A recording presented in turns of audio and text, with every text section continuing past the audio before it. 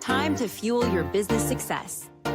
Welcome to Harmonious at Lunch. We're bringing you bite-sized advice and expert conversations to drive clarity and growth 5 days a week. Make sure you join our Facebook group at humanopt.com/lunch, where listeners like you and our guests hang out so we can find harmony in business together. If you're building a business, you're in the right place. Let's dive in. Welcome back into some more bite-sized business advice. Today's episode, we're talking AI, we're talking SEO, and the merge between them. I don't know, marriage, merge. We'll see what happens. We'll see what happens on this episode, but I have a very special guest. We're going to talk about how to make sure you continue your SEO best practices to get found on AI as the world evolves. We talk about AI a lot on this show. Steven Schneider, you are an expert. You're going to help us. Welcome to the show, and thank you for being here. Thank you so much. Excited to be here, Brandon. I'm excited for this conversation. I told you before we started recording, I had a guest recording this morning, so different episode, very similar topic. And I think it's just something that we need to be aware of. That was a couple weeks ago at this point when you're hearing this episode, but let's pick up on the patterns here for those of you listening that this might just be important. So Steven, let's dive in. SEO is changing, but SEO is what you do for your clients. What are you seeing in the marketplace? What's sort of the disruption going on right now? A lot of fear and uncertainty. I think that kind of sums it up, but I think there's also a lot of excitement. I think we're in this stage where if you kind of cue back into early 2000s, 2001, 1999 era, people were starting to hear about this interesting thing called Google, and they didn't really know what it was going to offer or what it was going to bring to business and to, their entire life, essentially. And I think that we're starting to enter that same kind of wave of a second gen version of that with AI. And excitingly enough, I think that businesses have a lot of upside in order to drive more business, drive more leads, drive more clients to their business via AI. And I think that anybody who can embrace the change and embrace the evolution is going to see a lot of upside. Okay, so I'm glad you brought that up. It sparked something in my tiny little brain that I'm curious to discuss. And I don't know if you've done research on this, but I think at least now AI and the new form of search that we're sort of moving into with AI mode on Google and just using ChatGPT and Perplexity to search, I think it's an opportunity for businesses, especially small and medium businesses, if we can capitalize on it. But I'm curious to look back before we look forward. With Google at the turn of the century, I mean, did it level the playing field for companies? What was the real opportunity then that we can kind of extrapolate and bring forward to now? Well, yeah, I mean, I think if we just kind of go back to 2000 at the turn of the century, like you said, and then we go back 20 years before that, in the 80s, the 70s, and, even further back, they were calling people, they were putting ads in newspapers, and the marketing as a game was evolving. And so when the internet comes along and people can instantly be connected within seconds and see that, oh, my competitor is ranking on the first page of Google. How do we get those juicy top rankings that everyone seeks out? Nowadays, it's just how do we show up in ChatGPT? How do we show up in Perplexity and Bard and generative AI search? And so I don't think that it's any different to where we were 25, 30 years ago. I think the difference being that there's a new tool, there's a new platform, there's a new medium for SEOs and business owners and CMOs and founders to leverage. And just like then, if you don't play the game correctly and you kind of avoid it and think it's a fad, like you're going to be left in the dust. And those who actually do double down on it are going to, really grow their businesses through it. Let's be real. Nobody was connecting in seconds in 2000. That's just. I was waiting for you to say that. I know. As I was saying that, I was like, actually, it's probably minutes and dial up and brutal, but you get my drift. I am old enough to remember the dial up tone. Yep. Although just barely, I'll say that. But anyway, so looking ahead now and understanding that, because you're right. I mean, it was newspapers and phone calls before that. It's happened time and time again. It's just another cycle. It's another tool. I don't want to get caught up in the fear cycle of things, but looking at the opportunity of what's there, personally, I know from the companies that we deal with and we talk to, a lot of bigger companies are scared of AI because they haven't fully wrapped their legal departments around it yet. And I think they're going to miss the boat to some degree, which is where the small and medium-sized businesses can really come in and capitalize on the opportunity. So making sure that your company is found in search, whether it's AI search or ChatGPT, I'm sure there's some things that the listeners can be doing now to make sure that they're ahead of the curve and they win, so to speak, when the time comes and the wave collapses. What are those things? Where should we start with understanding where we are? The big things that we're really doing nowadays to ensure that our clients are ranking in ChatGPT and other AI platforms is really focusing on quality content and authority. And so anybody who's not in the SEO space, authority is kind of it's a broad term. How do you define authority? What builds authority? All that sort of stuff. And I always like to kind of picture an iceberg. And so we always know that you can see this little tip of the iceberg and all that stuff above the water, which would be like your home page, your about page, contact page, the essentials, I guess.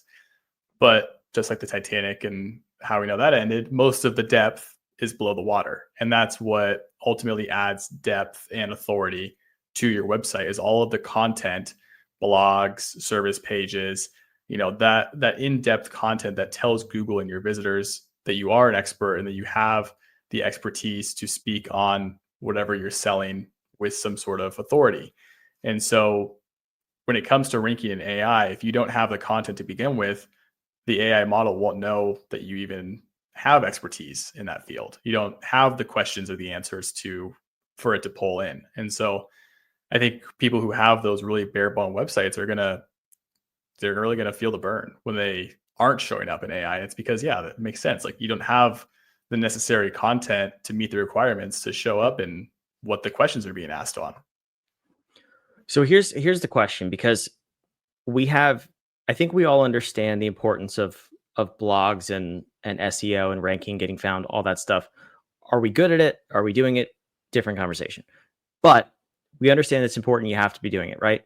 Now we have AI, we have generative AI, where I can go write 50,000 blog posts tomorrow and not spend any time doing it. Technically speaking, I'm putting out content. Is the AI getting more refined on what it's accepting as authoritative content, or is the spray and pray approach actually a viable approach to getting found on the internet? I highly against doing spray and pray AI content. It'll actually cost you more time and money long term than you think you're getting at the start of that entire conversation. Glad you said that. Thank you. So we at a TrioSEO are 100% human written and human edited agency. And, we've been in this game for a long time. We've built businesses of our own to 6, 7, 8 figures, exited our own companies. And all of it was via SEO. We play by the book. We're boring. We do it exactly as it should be done. But if you start introducing these tools that aim to cut corners and cheat the system, that's the key word right there. You are trying to cheat the system. And so you think that Google doesn't have enough smart people on their team to understand quality content versus spammy AI written content. And granted, I think that AI content can be good if you give it enough rules and enough guidelines. But if you're creating 500 blog posts a month, I have to assume that it's very poorly done. And so there is a trending, downward line when it comes to where quality and quantity start to overlap and how those two can change. So be very cautious as you start to experiment with these tools that promise the world for the lowest cost. And really, you might be saving money on your P&L, but at the same time, you're not really helping yourself long term. So what's the point? Yeah, it really doesn't make sense. But I mean, you see people do it all the time, whether it's a blog post or putting stuff on social media, on LinkedIn. You can really tell. Social is great. Hey, blast AI all over social if your heart feels for it. But SEO is a whole different game. Yeah, but even then, like I've seen people get called out for putting up AI generated content that's not their own, and it impacts your reputation. So I guess it's just, be careful with it. If you're going to use it, use your brain cells if you have any. I think the beauty of it is that if your content can be seen as AI or discovered or found out as AI content, you're not creating AI content well enough. The goal of creating quality AI content is that it doesn't look like AI content when it's done, but you just saved yourself 70 hours of work. So like I know people on LinkedIn, you would never even know that their content is AI written, and they write 30, 40, 50 blog posts in one day. And that's how I think AI should be treated, where it's quality. It actually answers questions that your ideal clients and core group care about. And it doesn't feel like it's this inauthentic way to just check the box and move on in life. Yeah, I got called out on LinkedIn once for using AI to generate content strictly because I used emojis in the post. Oh, Turns out I just have an emoji problem. That was actually me generated content. So I oh was no. a little disappointed, but it is what it is. Yeah, there's always going to be those what we think is AI, like, emojis, M dashes, you name it. The checklist is growing by the day. Yeah. Sorry, I like emojis. Please forgive me. But anyway, moving on. Okay, but let's talk about AI SEO, because this podcasts are great for SEO. Something I Yep. learned by chance a couple of years ago.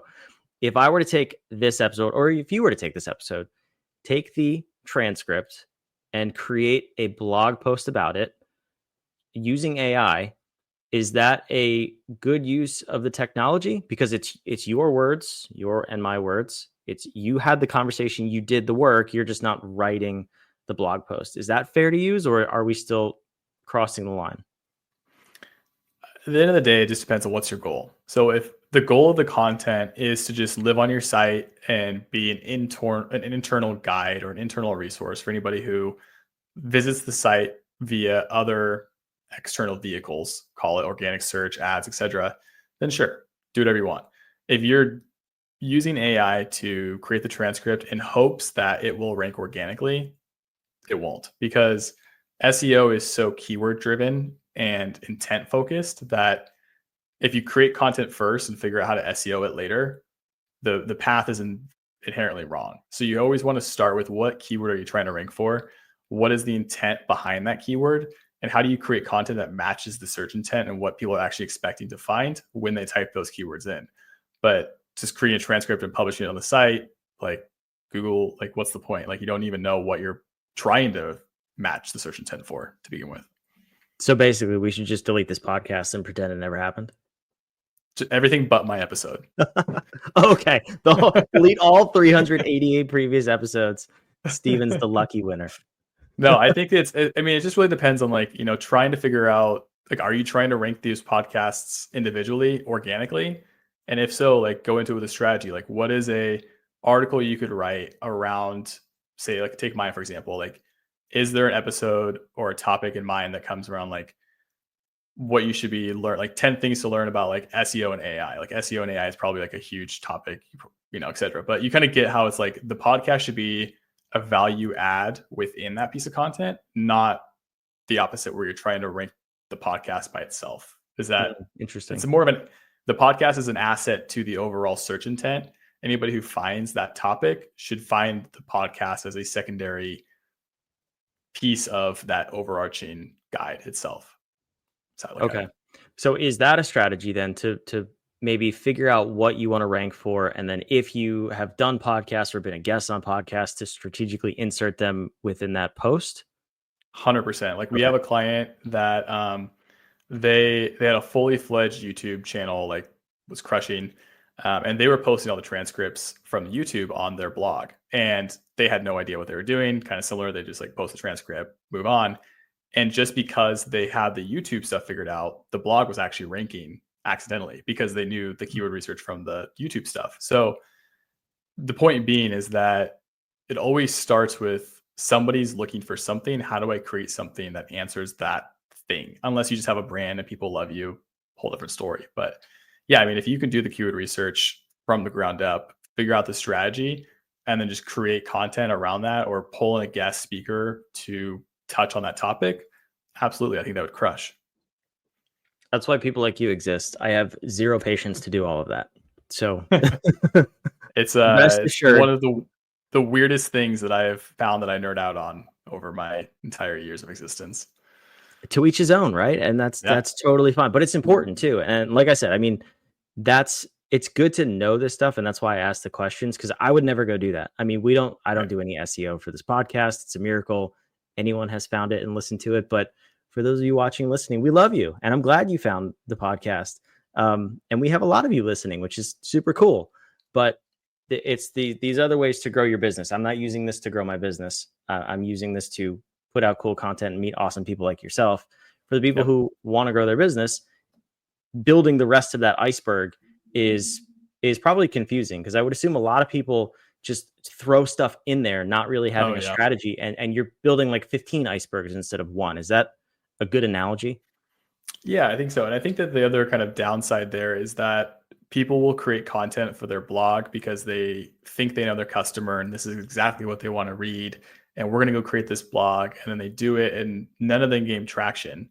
And then they think SEO is a dud. And they feel like they have been burned by SEO because they've spent 6 months creating blog content and none of it landed. And it's like, well, of course it didn't work. Like, you didn't create a strategy from the ground up that was written and proven by somebody who's done this a million times. And so if you can go into it with a roadmap and say, okay, we're going to create these topics because they make sense to our customer, and here's the funnel segments to which the customer is actually in. Like, if you create all top of funnel content, like, that's not going to drive revenue. So let's focus on bottom of the funnel content. So like, there is a lot of nuts and bolts that go into why are we creating these pieces of content, and what is the structure that whoever is searching for that is intending to actually look at and try to work through when they arrive at that content. It's like a whole series of psychoanalysis, I guess, at the end of the day. And that's kind of why it's super interesting to me, is because people are literally typing these things in Google, and here's how you create content that matches exactly what they're expecting to find before they even know they're going to type it.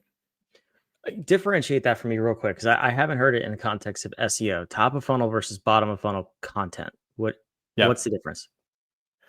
So like I'll use like TrioSEO. Like, we have our own blog, we do all that sort of stuff. So like, if somebody is searching for what is SEO, like, they're not going to buy SEO. Like, they're so far removed from purchasing SEO.